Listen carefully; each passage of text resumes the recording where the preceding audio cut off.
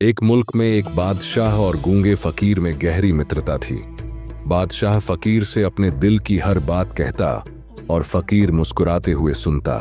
बादशाह को उसका साथ इतना भाने लगा कि उसने उसकी रहने की व्यवस्था अपने महल में करवा दी थी।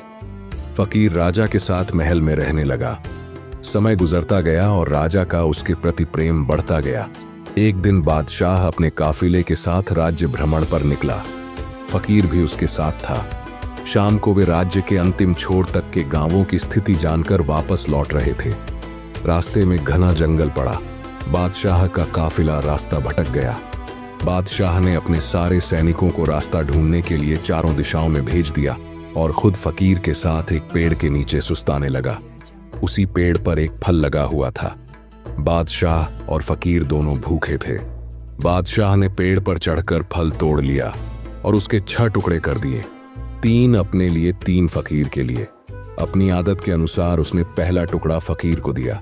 फकीर फल खाकर मुस्कुराया और अपना हाथ आगे बढ़ा दिया। बादशाह ने दूसरा टुकड़ा भी फकीर को दिया। फकीर फल खाकर मुस्कुराया और फिर से अपना हाथ आगे कर दिया।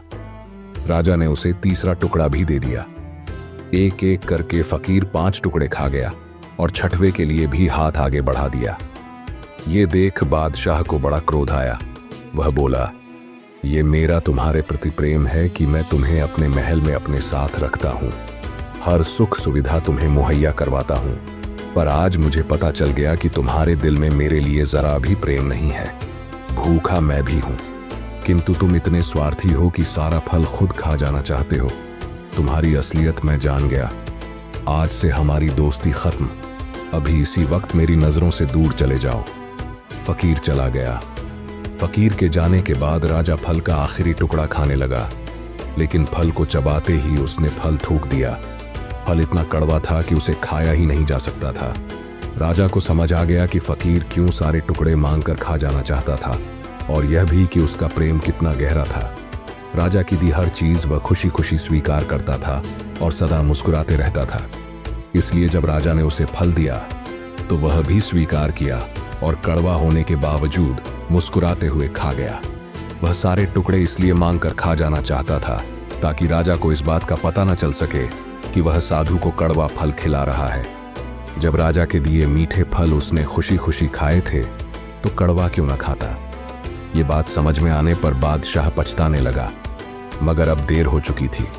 अपने संदेह के कारण वह अपना परम मित्र खो चुका था। सीख: दोस्तों, सच्चा दोस्त कभी आपका बुरा नहीं चाहेगा। वह आपको रोकेगा भी तो आपके भले के लिए।